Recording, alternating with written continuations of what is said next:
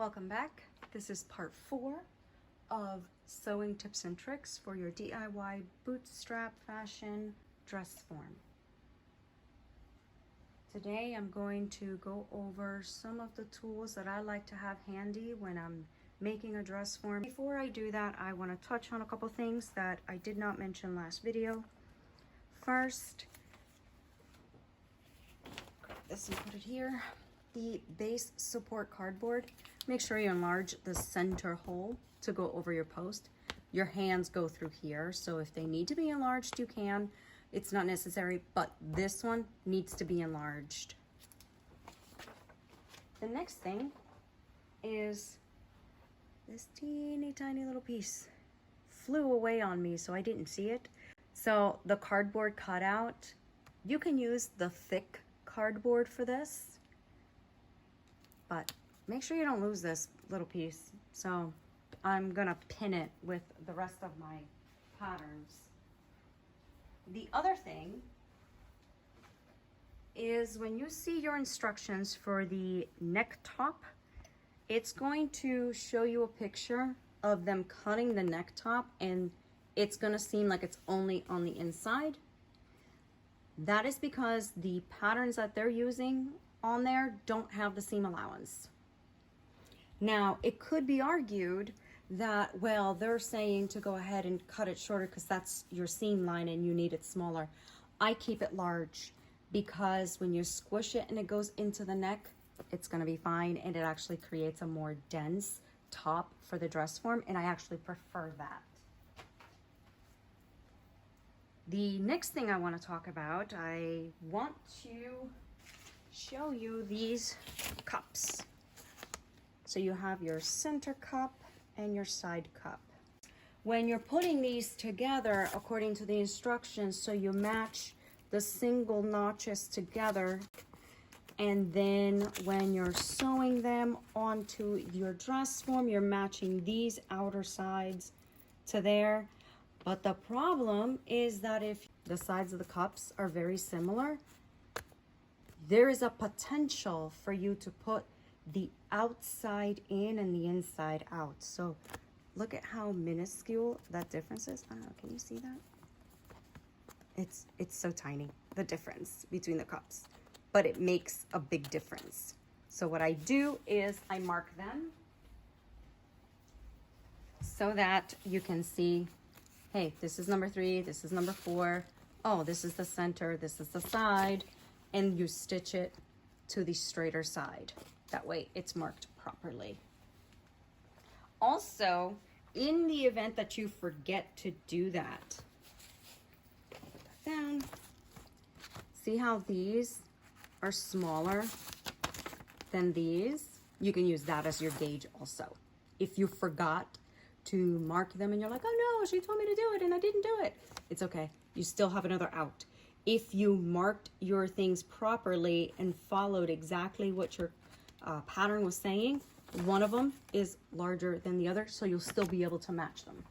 But I like to err on the side of caution, so I write down on the cups what number they are. So when you're sewing through, the instructions are going to say to match the notches. Make sure you are actually matching notches, not the markings. Another thing that I like to use when I'm sewing is a magnetic sewing guide. The magnetic sewing guide, it's nice because even just slight bumping doesn't move. And I can take my gauge, set it to 3/8 of an inch, drop my needle, and then measure to make sure that I'm at 3/8 of an inch. Can't see that. Oh, there we go. Another thing I like to use is the button clearance lever. I find it super helpful in leveling out my presser foot. So what happens is you're sewing something that's really thick and that's what happens to your presser foot. So you can see the front is raised and the back is dropped, and that makes it hard to get your sewing started. So I use this on the thinner side, or you can use it depending on however thick it is. And now I've made it even. So I like to use that to get it started.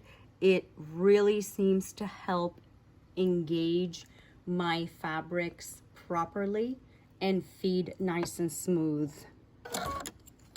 Another thing I like to do is sausage chain my sewing.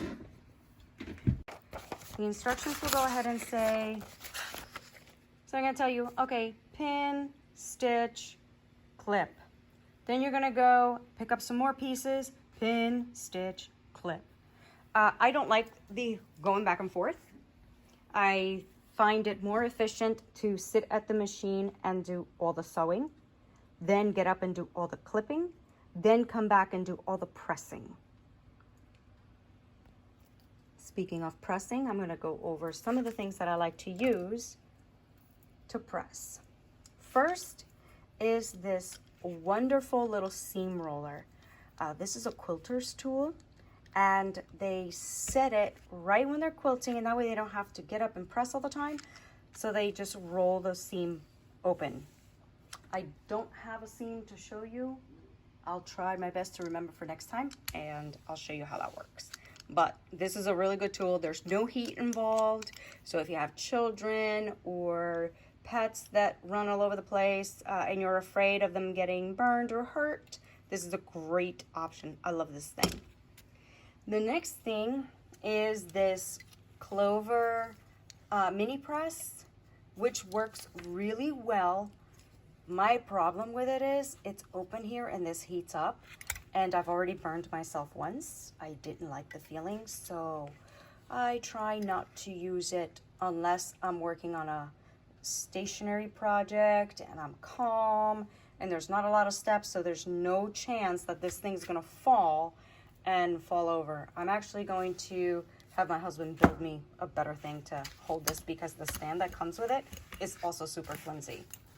So great tool, great idea, but you really got to be calm with it. It's great though that it's a tiny little surface, so you can go ahead and get into your seams, but you got to hold it back here.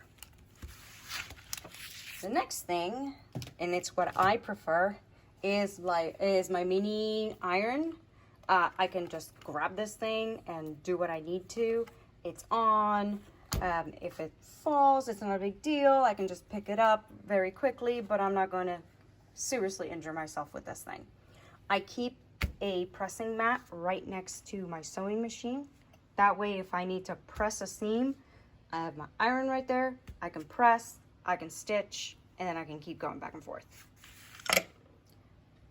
This little doodad here is my own creation. It is a half foam, like craft foam. You know what they use to put flowers in? Okay, so that's what this is.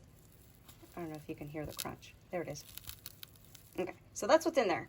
So I took one of those that kind of matched generally the size of my breast, not the shape, the size. And I covered it with felt and then some scrap fabric. And then I flipped it over, hot glued, took a piece of cardboard, some more hot glue, and a piece of batting, and hot glued that. That way it kind of gives it a little bit of grip. And now what I do is I use it when I'm pressing cups for my corsets, for my dress forms. I just lay it over and it gives me just that perfect curve that I can manipulate my project and move around. And it really gives me a great press. So I recommend you make one of these things. I don't even know exactly what it's called. I know there's a name for it, but I don't know what it's called.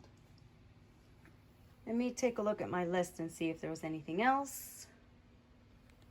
Yes, when you are clipping, clip at the intervals that they recommend.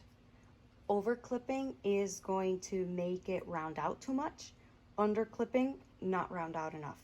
So the 1 5/8 that they're telling you to clip at doesn't have to be super exact, but generally sticking to that will really help. I am up to step 4 in my dress form.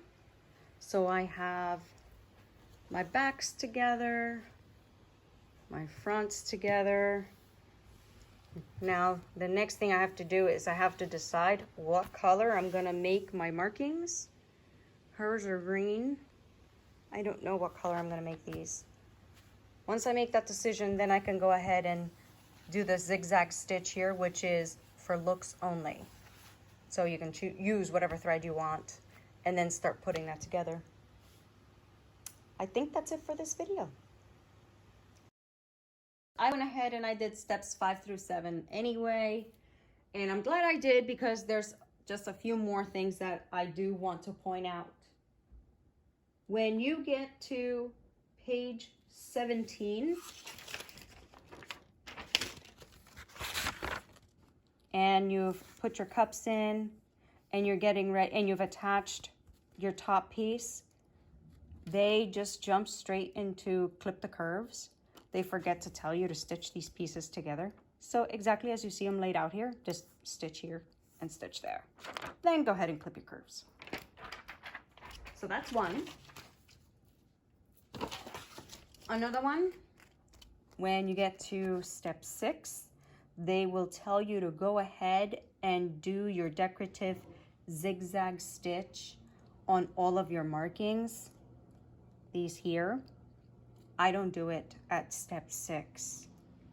What they're telling you to do is do your zigzag stitch and then put these two pieces together, matching the zigzag lines. No. So I go ahead, I put the pieces together first. So I skip to 7, stitch the front seam, then I go back and I do the zigzag stitching. And I do that because then if they're not lined up, I can go ahead, take my hip curve ruler and round out whatever sharp corners there may be, make sure everything is lined up perfectly, and then I'll go ahead and do the line. Now the only thing I have to worry about lining up are the back pieces when these two ends come together. Lastly, up until this point, we've been stitching and clipping curves. When you get to your center seam, do not clip the center seam. You are going to have to press it open and then you're going to zigzag stitch. So the only place where you are going to clip is going to be right above and just below your decorative zigzag, because you're going to need the center seam loose to attach it to the inner support later on. Now I'm actually done. So with that, my friends, I will go ahead and do my decorative zigzag stitching, which I finally decided on a color, and we will go from there. See you next time.